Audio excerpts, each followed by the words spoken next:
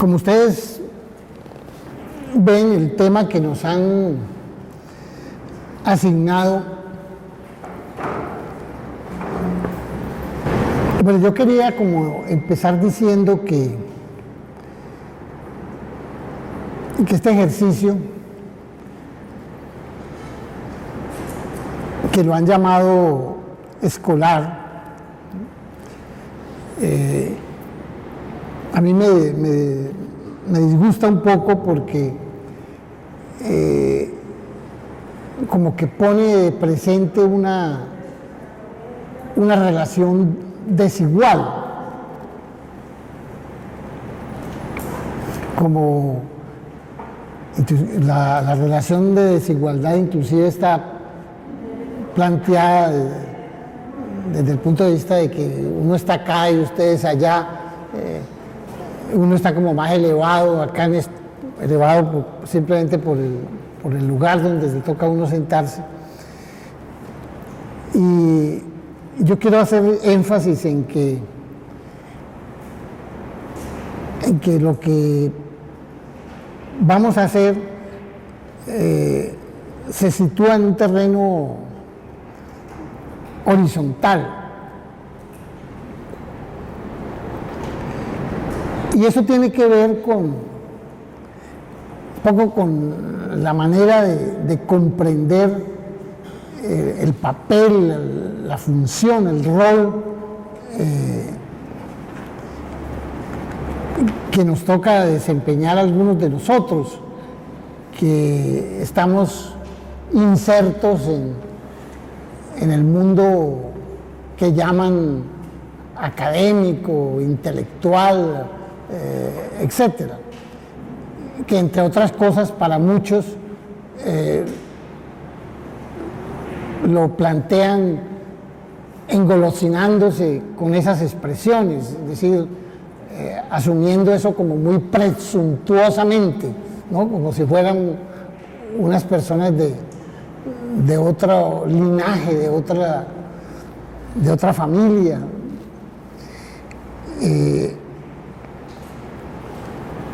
Venía precisamente hablando de eso hace poquito, ahí mientras veníamos acá, que quienes nos movemos en este mundo,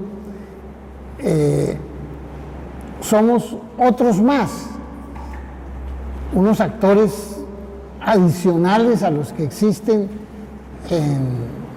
en nuestras sociedades, que nos ha correspondido estar en ese plan,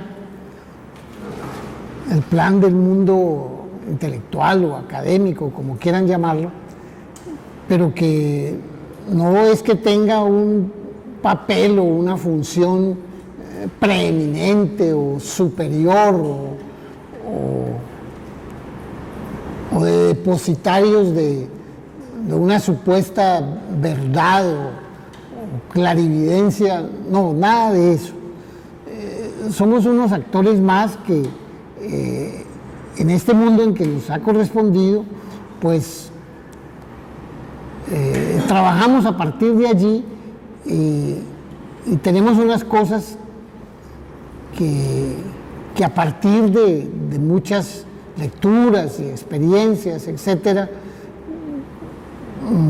uno puede compartir, puede poner en común para decir cómo es esta práctica que nosotros hemos adelantado.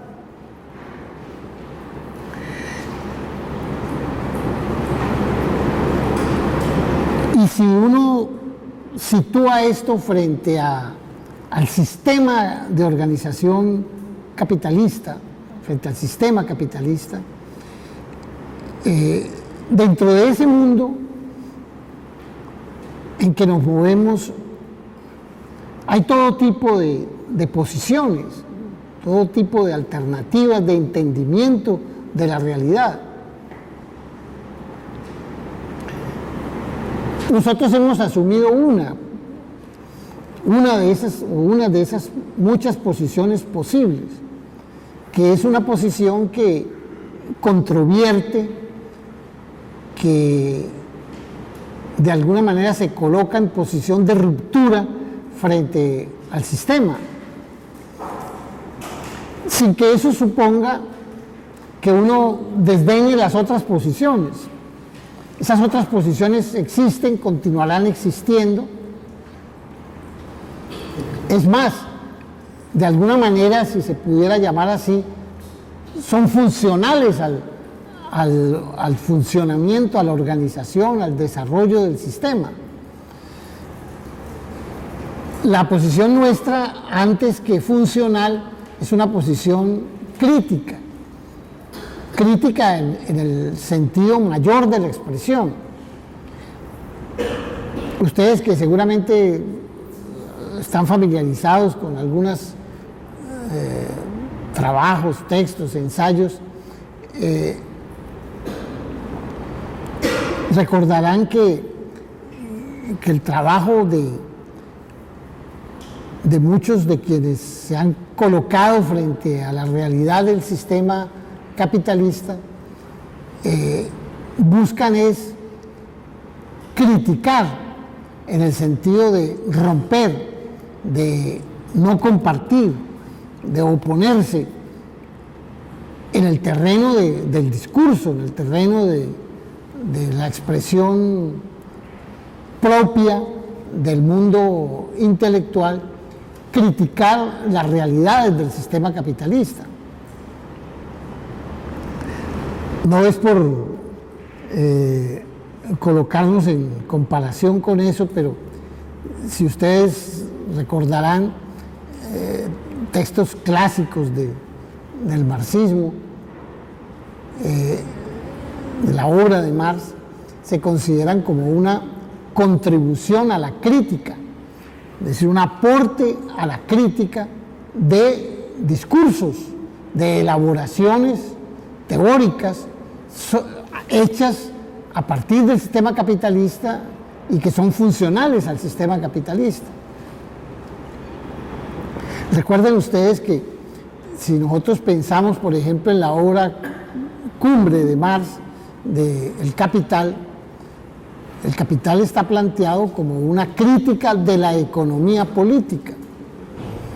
Entonces, ¿qué es la economía política? La economía política es un discurso académico, intelectual, una elaboración conceptual, teórica, sobre las realidades del mundo capitalista de la época, pero que subsisten hoy, porque la economía como tal es una disciplina que ha permanecido. Entonces, la idea central de un discurso opuesto a esas mismas categorías es enfrentarse a esos discursos, a esas elaboraciones teóricas, para oponerles otras, no para sustituirlas, no para reemplazarlas. En ese sentido, pensando, por ejemplo, en la cosa de la economía, no para volverse economistas de otra manera, sino para enfrentar lo que se deriva del discurso de la economía. Y lo mismo puede hacerse en relación con muchas otras disciplinas académicas.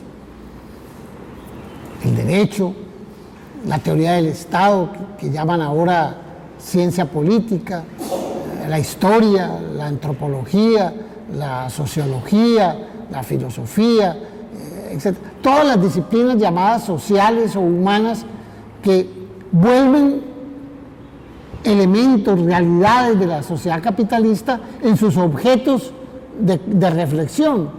Sobre eso piensan, sobre eso hacen elaboraciones.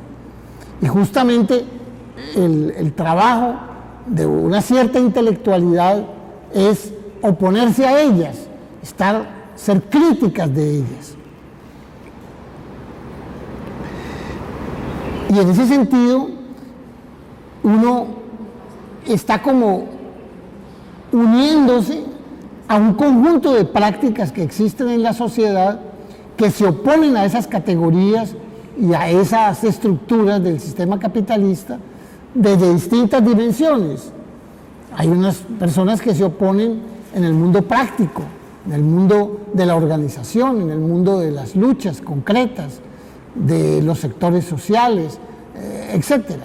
Pero hay un componente de esas luchas, de esas prácticas, que tiene que ver con los desarrollos teóricos, intelectuales, académicos, sin que eso tenga, repito, la pretensión de ser algo superior a las otras luchas. Es una más entre tantas.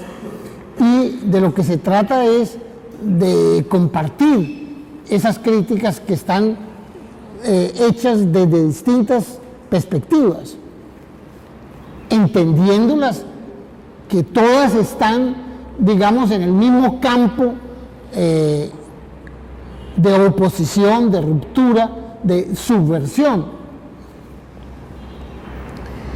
Y en eso es importante recordar que si nosotros entendemos ese sistema como un sistema que por su razón de ser, eso lo llaman ontológico, por su razón de ser, implica necesariamente dos posiciones, unas posiciones que aceptan ese sistema, que contribuyen a su reproducción, a su mantenimiento, a su desarrollo, a su cualificación, y otros discursos, otras elaboraciones que los controvierten y por consiguiente que buscan negarlos, que es la misma alternativa de oposición en posiciones que existe en otras prácticas distintas a las prácticas del mundo intelectual o del mundo académico. Esas otras prácticas no es que sean inútiles, las que son funcionales al sistema. Piensen ustedes, por ejemplo, en todo el universo, el mundo de los economistas. Hoy, sin eso no funciona el sistema. Necesitan personas que manejen o que entiendan qué es el problema de la moneda, qué es el problema del mercado, qué es el problema de las finanzas, qué es el problema de la empresa, todo, qué es el problema de los precios. De eso se ocupan y hacen elaboraciones rigurosas, serias, dentro de su función, que no se aparta del sistema, sino que lo acompaña, lo reproduce, contribuye a él. Uno no le quita cientificidad a eso. Son tan de carácter científico que son útiles al funcionamiento del sistema. Sin eso, el sistema no funciona.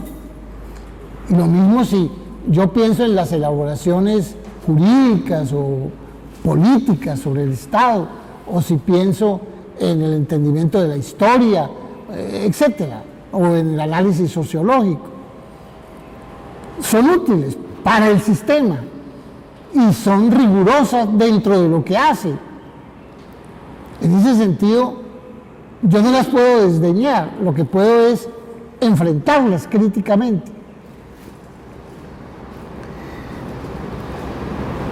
Ahora, esa advertencia me permite también hacer otra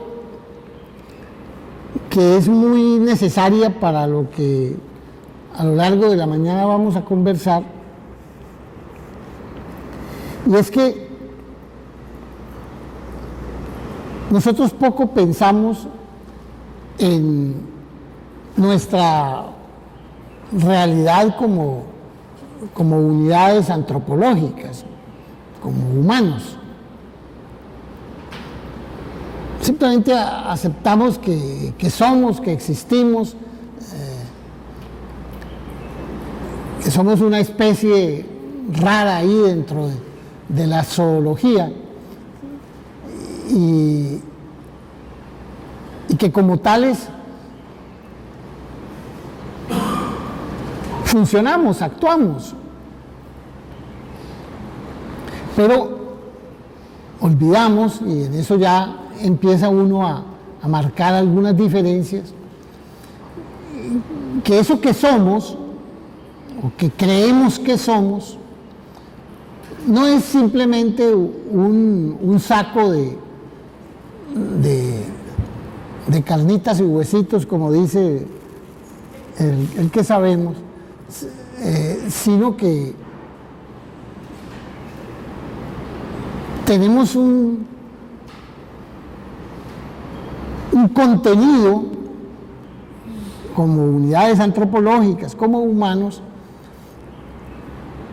que a veces no lo identificamos, no lo consideramos como parte de nuestro ser, ¿no? En muchos de nuestros comportamientos, de nuestra forma de pensar, de entender, de saber cuáles son nuestras características, de cómo es la relación con los otros, etc. ¿Por qué? Porque eso que llamamos parte de nuestra identidad, no es algo que haya existido siempre, sino que es el acumulado histórico de lo que estas unidades humanas han venido trasegando durante siglos. Y durante siglos han vivido, esos congéneres nuestros, han vivido bajo sistemas distintos. Y cada uno de esos sistemas le ha ido introduciendo a esas individualidades, a esos sujetos, a esas unidades, unos rasgos, unas características que se han ido interiorizando y que se han vuelto como parte de nosotros. Repito, muchas veces sin saber nosotros o sin conocer o reconocer nosotros que son parte de nuestra subjetividad. Eso en cierto lenguaje complicado es lo que se llama la individuación. En cada época histórica, a esas unidades se les han incorporado unos rasgos de subjetividad propios, adecuados al funcionamiento de la época histórica, del sistema, del momento por el cual se pasaron. Y eso, de alguna manera, forma parte de nuestro ser. ¿Eso qué significa? Que nosotros, como esas unidades subjetivas, formamos parte del sistema.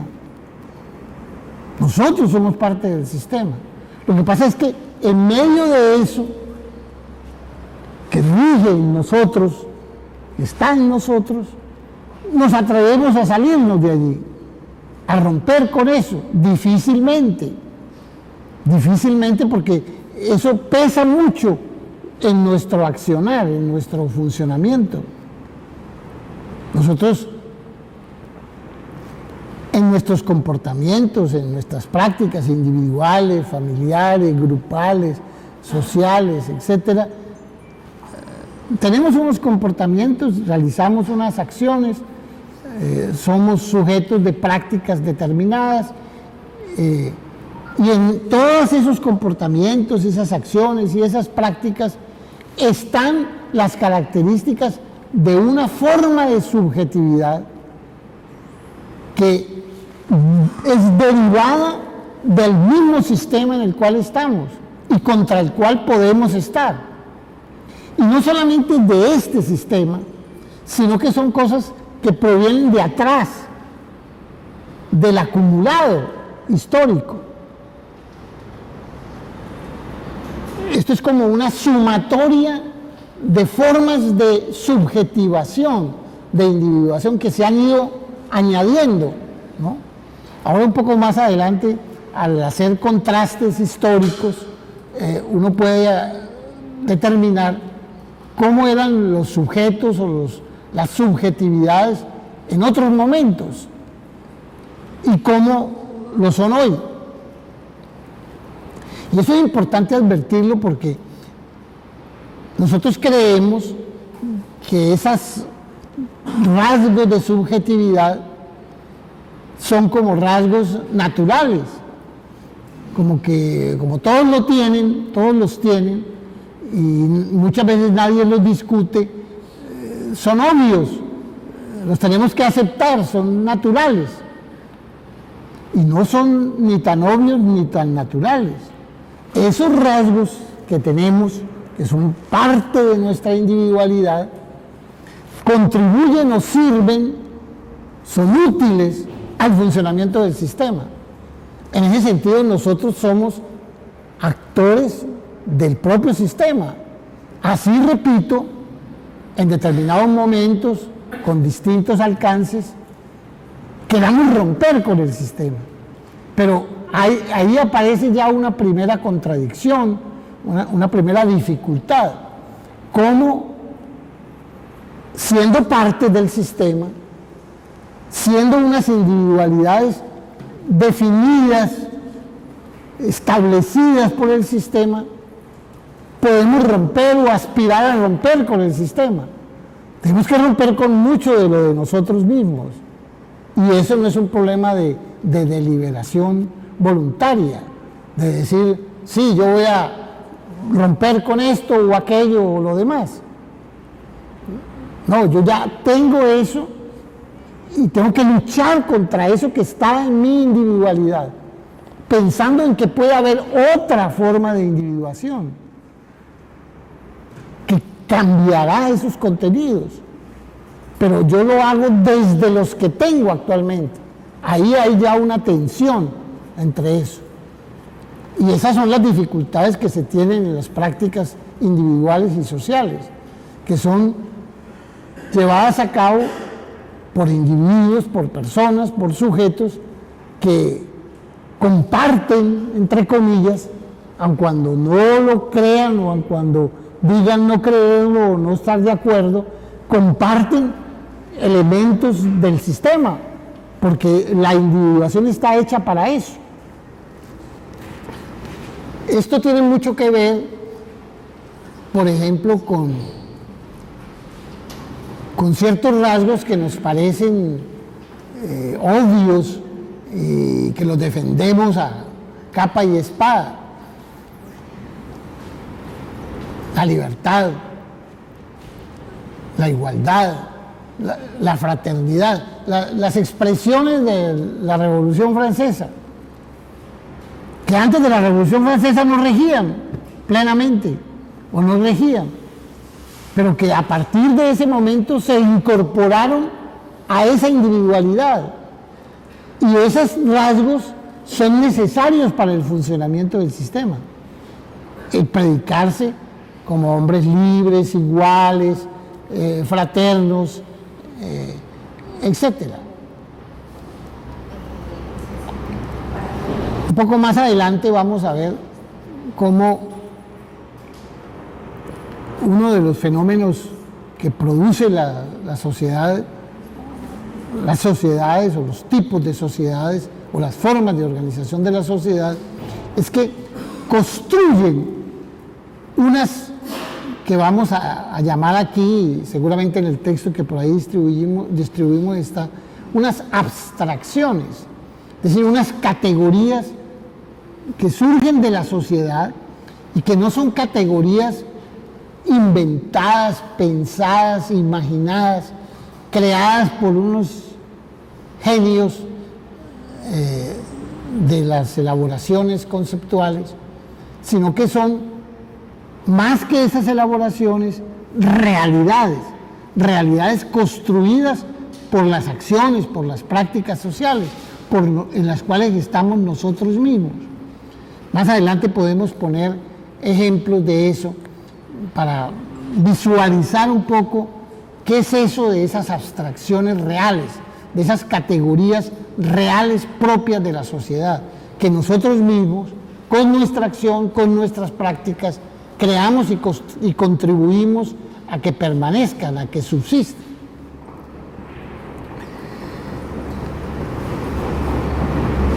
Esas son como unas advertencias iniciales que las considero indispensables para poder hablar de una realidad que es la que nos ponen ahí en el tapete de la temática de esta charla de hoy, una realidad que es la que llaman el Estado.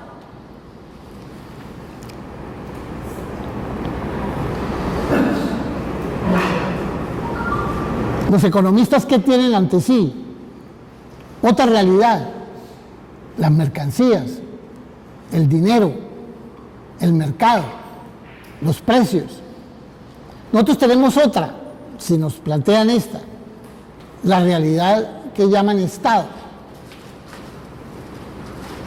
Así como hay quienes se ocupan de esas realidades del sistema que llamamos económicas, acá nos están invitando a decir, bueno, ¿y ustedes qué tienen que decir sobre esta otra realidad?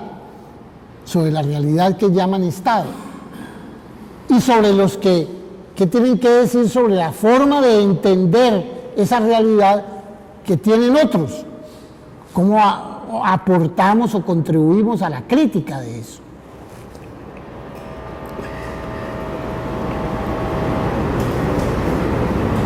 Lo primero que salta a la vista de esto es, hombre, el Estado es el conjunto de instituciones y normas que existen en toda sociedad, le dicen a uno. Una visión algo como empirista del problema, ¿cierto? Eso es lo que vemos, ¿cierto? Constitución, leyes, decretos, funcionarios, ejército, ejecutivo, congreso, constitución, etcétera. Cárceles, policías, etc. Eso que vemos, ese es el Estado. Es una visión institucional, normativa, de entender la realidad del Estado, pero de ahí no pasa.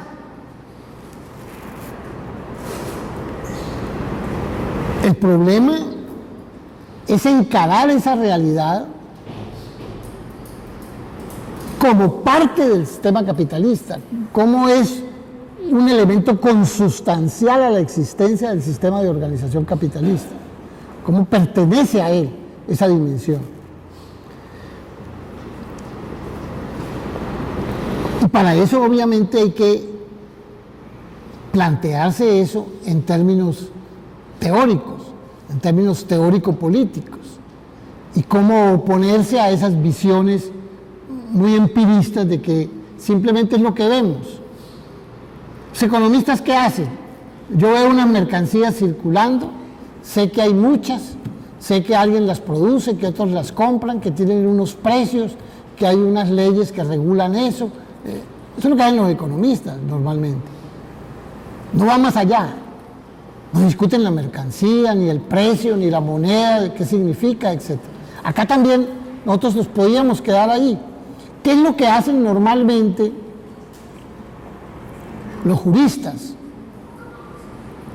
o los teóricos de ciencia política? Sí, vamos a ver cómo es que es ese engranaje, cómo es ese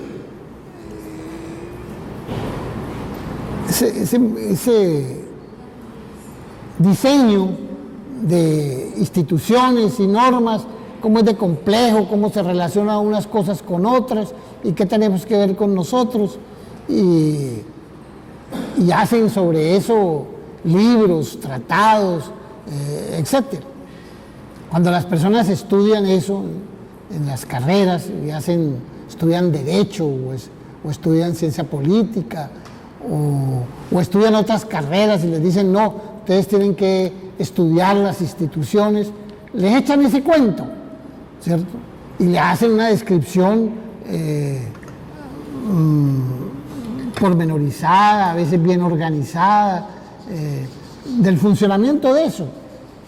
¿Cómo será que muchos de los que se ocupan de eso consideran que eso se puede hacer así, y que eso tiene una cierta pureza. Pues, un autor muy famoso en el mundo del derecho, algunos seguramente lo conocen, Kelsen, por ejemplo, la teoría pura del derecho. Eso, olvídense de que eso tiene que ver con nada. Eso es un edificio de normas construido y eso tiene su lógica y funciona de esta manera, etcétera. Sirve para explicar el funcionamiento de ese sistema, pero no lo controvierte desde el punto de vista de la organización social y política a la cual pertenece. Lo mismo sucede con los que escriben el Estado, ¿no? Cuando en esos cursos se hace,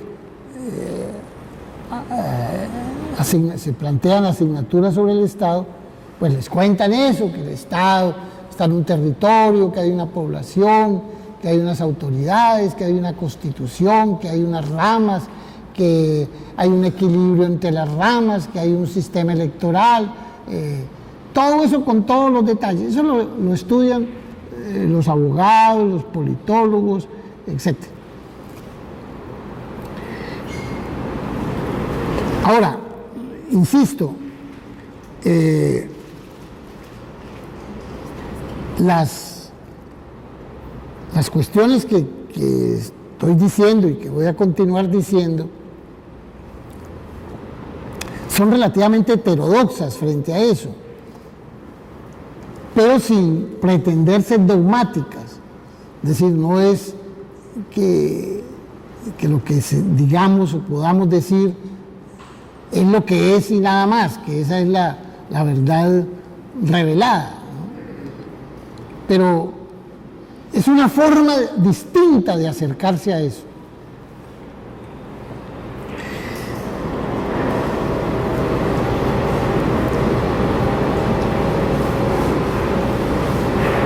Voy a empezar, ya hechas esas precauciones, o planteadas esas precauciones, voy a empezar por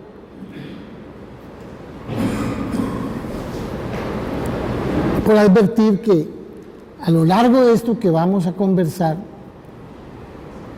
yo voy a tener una dimensión que voy a llamar Estado, un campo de la sociedad que voy a llamar Estado,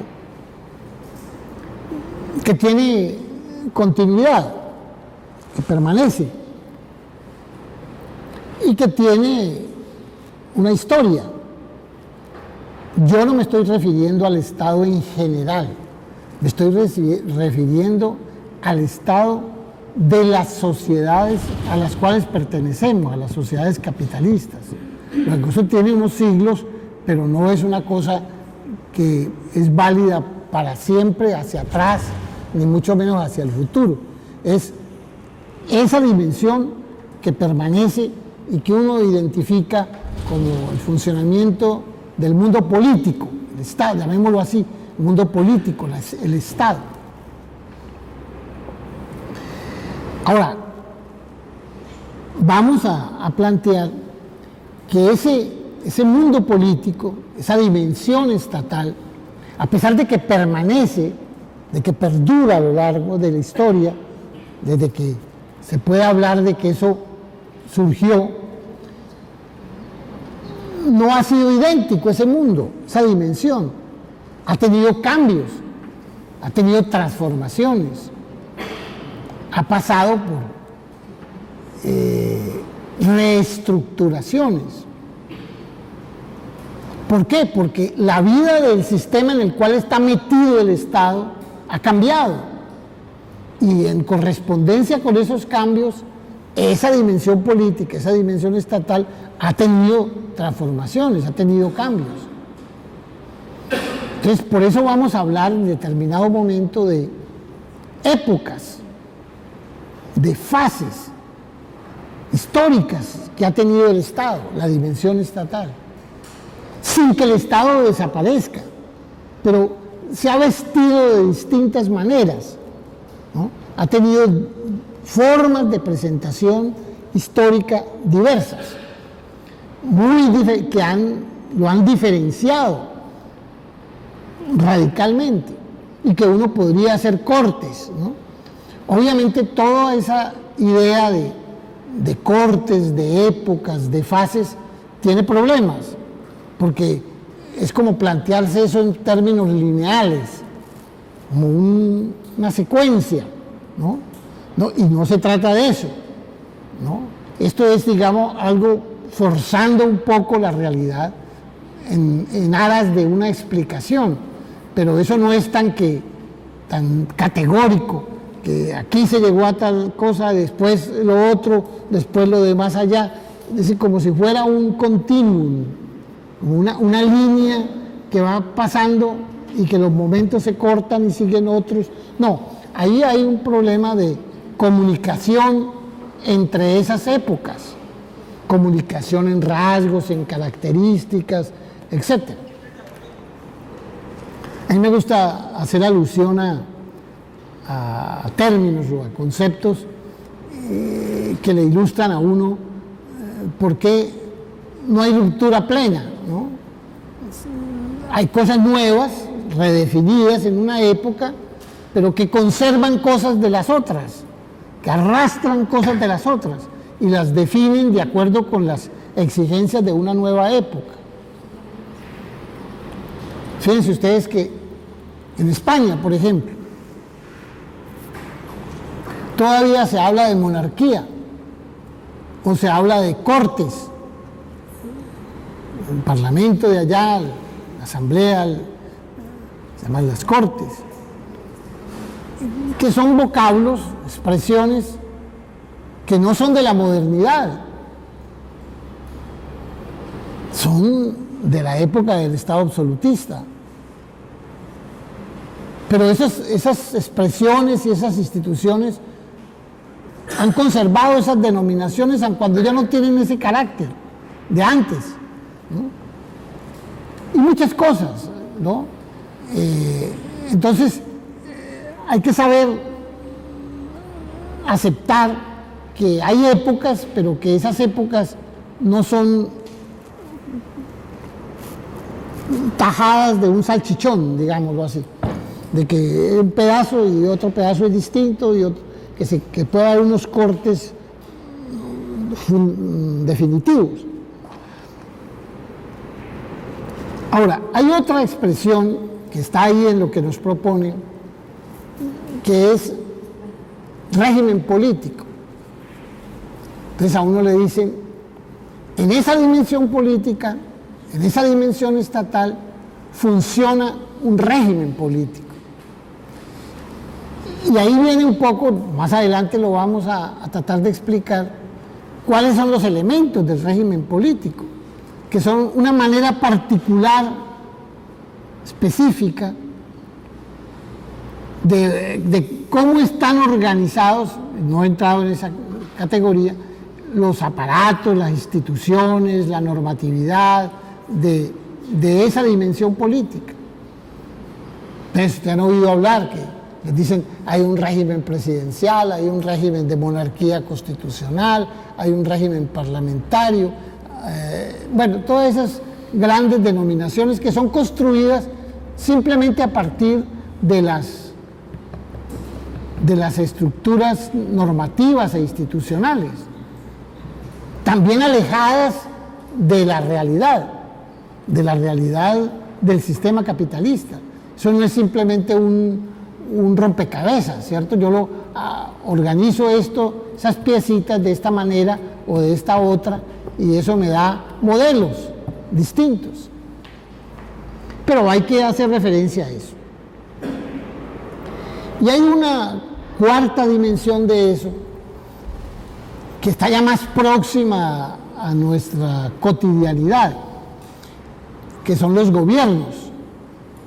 En esa dimensión política, en una época determinada, en un régimen político determinado, hay unas autoridades, hay unas personas que gobiernan, unos sujetos de carne y hueso, que Santos, que Duque, que Gaviria, que Sánchez en España, que Evo en Bolivia, que Manuel López Obrador en México, unos gobiernos, ¿cierto?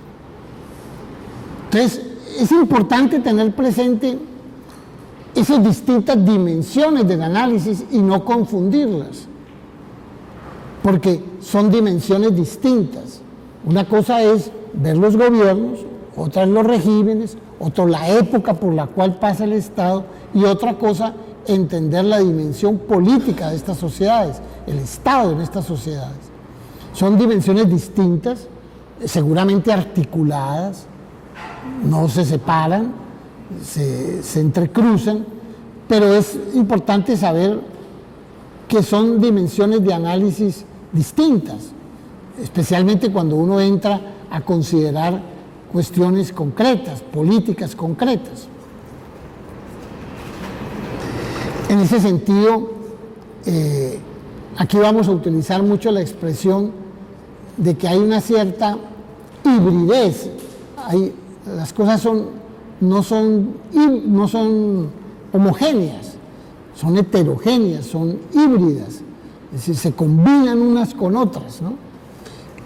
Y esas combinaciones a veces desvían la atención de lo principal, porque se pone más énfasis en una cosa que en otra, ¿no? Yo, por ejemplo, frente a un régimen autoritario que está matando a la gente en la calle, etcétera, yo me concentro en eso fundamentalmente, pero yo tengo que ligarlo con lo demás, con el régimen, con la época del Estado, con lo que significa el Estado, etcétera. Tengo que enlazar esas cosas, no disociarlas. Bueno, eso forma parte, digamos, como de elementos claves de la aproximación que vamos a tratar de hacer.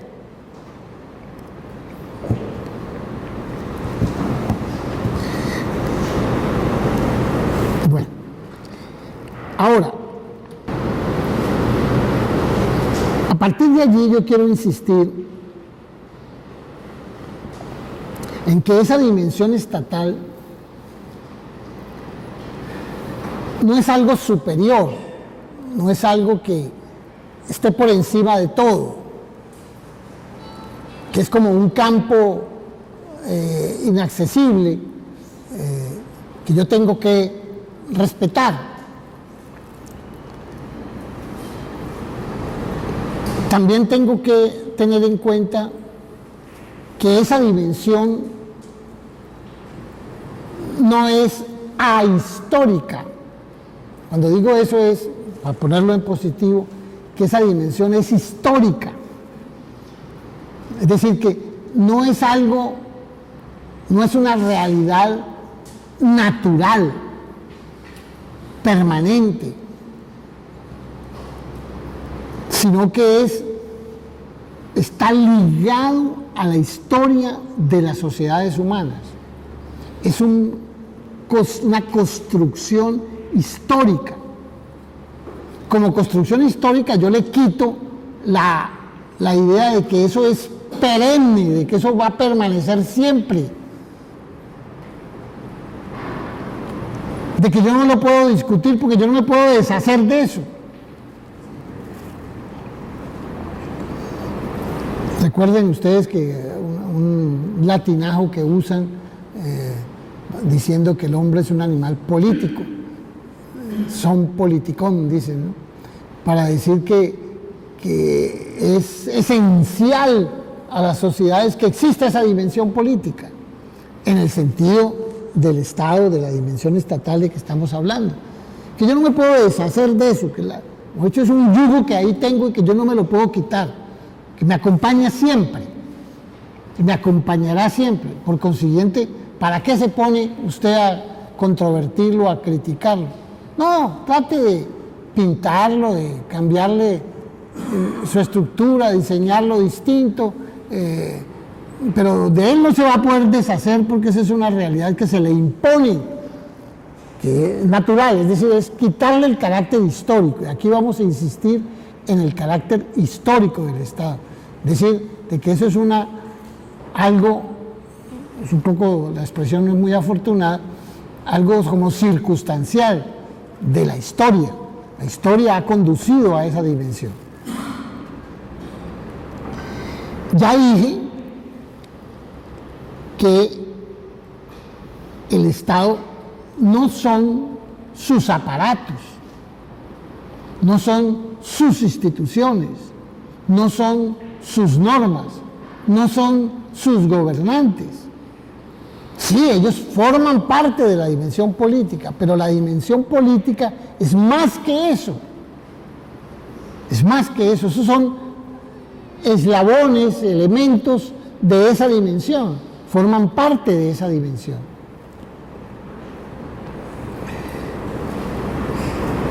Ahora, no basta con decir, hombre, el Estado es aquello que funciona sobre un colectivo poblacional, que le llaman el pueblo nacional, sobre una nación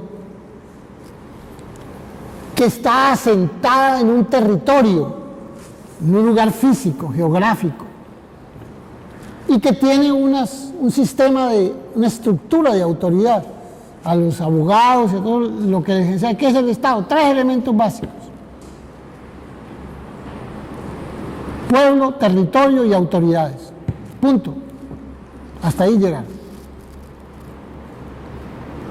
No, eso es más que la dimensión estatal, la dimensión política, es más que eso. Más que esos 3 elementos clásicos. No los vamos a desconocer. Efectivamente, la dimensión política gira alrededor de esos 3 elementos. Pero no basta con decir que eso es así, punto.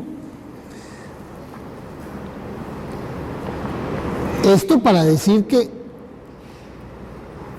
al decir que es histórico,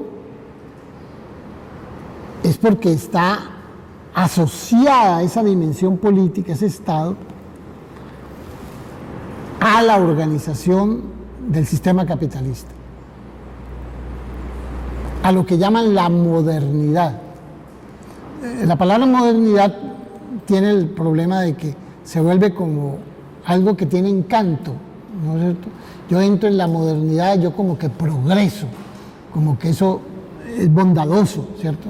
No, por modernidad se entiende precisamente eso, la época en que aparecen, se organizan y funcionan y se desarrollan los estados del sistema capitalista. Naciones, pueblos, sobre territorios, con autoridades. Esos son los elementos de la modernidad. Por eso hay muchos que en otros momentos o ahora aún dicen, no, es que a usted le falta un elemento de la modernidad. Todavía ustedes no se han vuelto nación, tienen todavía unas fallas, todavía no están unidos como pueblo. Alrededor, puede que tengan un territorio, pero tienen flaquezas por allí. O las autoridades no mandan todavía, eso hay que perfeccionarlo. Fíjense ustedes que en todos estos debates sobre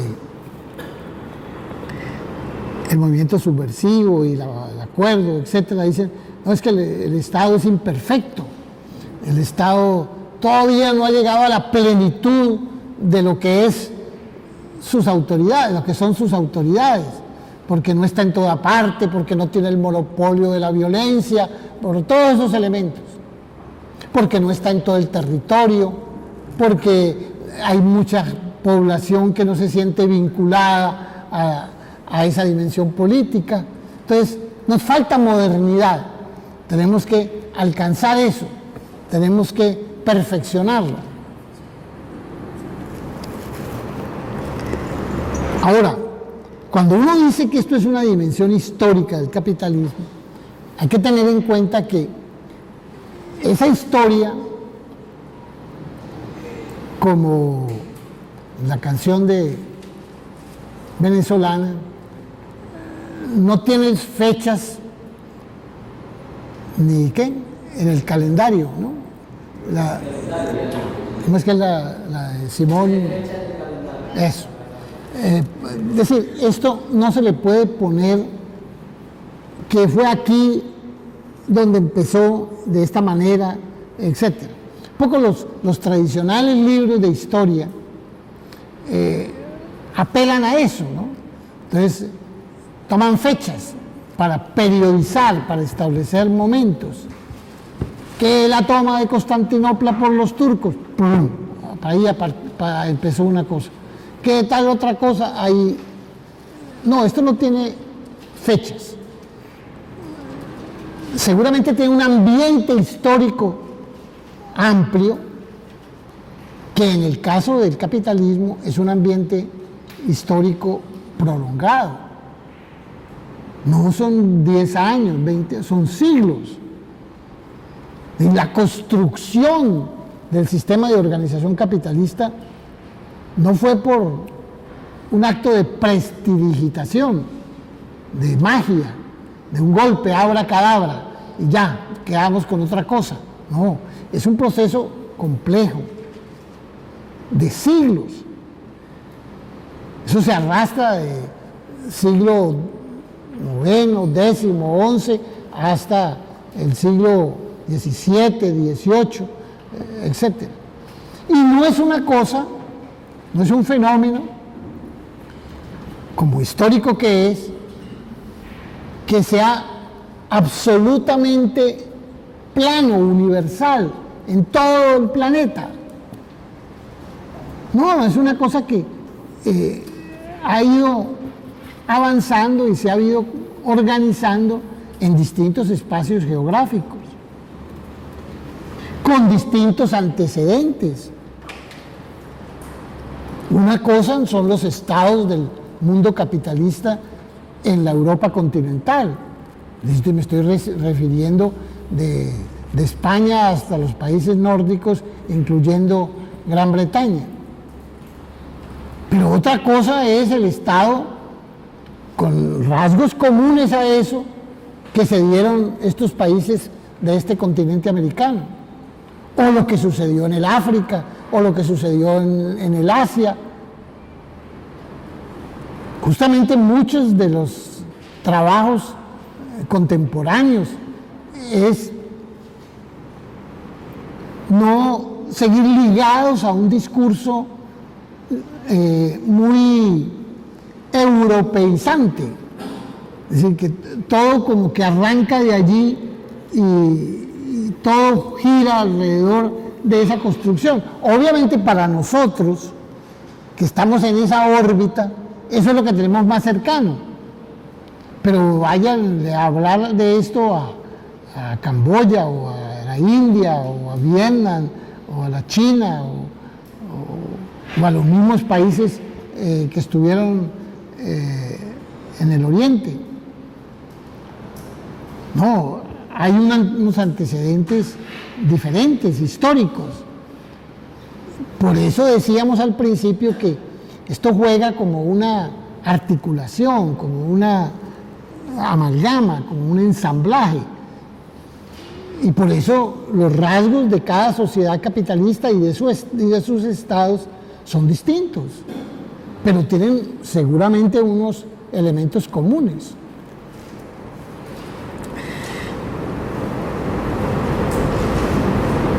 Ahora, hay que quitarse la idea también de la cabeza de que la dimensión estatal, la dimensión política, es algo que se inventaron unas personas, unos genios, ¿cierto?, que dijeron, no, esto debe ser organizado así, ¿cierto?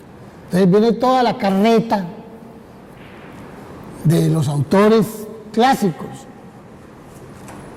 Entonces le dicen a uno, no, es que eso lo dijo Rousseau, y lo dijo Montesquieu, y lo dijo Locke, y a partir de allí fue que esto empezó a funcionar. No. Ellos discurrieron sobre una realidad que se estaba presentando. Problema del Parlamento, de los poderes, de eso que molestan tanto cuando están hablando del equilibrio, del check and balance, de qué hablan, ¿no? De pesos y contrapesos entre las ramas del poder. Eso lo estaban viviendo esas sociedades que estaban entrando al capitalismo y que estaban construyendo el Estado capitalista. ¿Cuáles son las check and balance? ¿Cómo se defendían los sectores que estaban en el Parlamento inglés del monarca?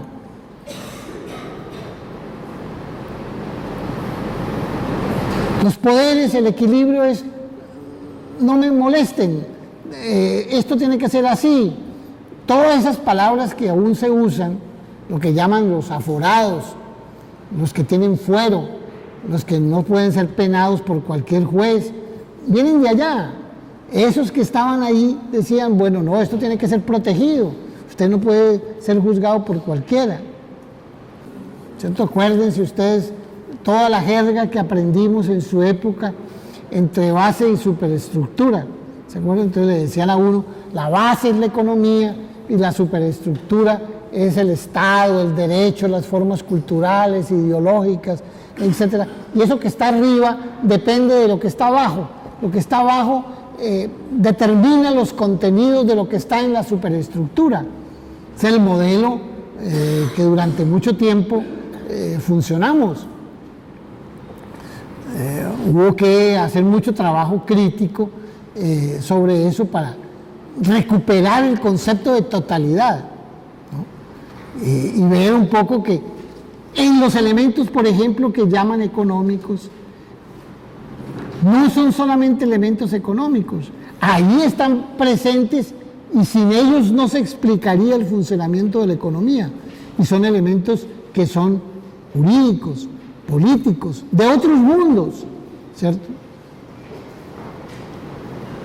Si yo pienso, por ejemplo, en el concepto, en la categoría de igualdad y de libertad, que son del mundo superestructural, en principio, ¿no? Dentro de eso. Pero sin eso no funciona la economía. Luego, no es que la economía haya determinado la libertad y la igualdad, no es que, al referir un poco a la genealogía de los estados que nos han sido más próximos como dimensiones de nuestras sociedades, que son las continentales europeas.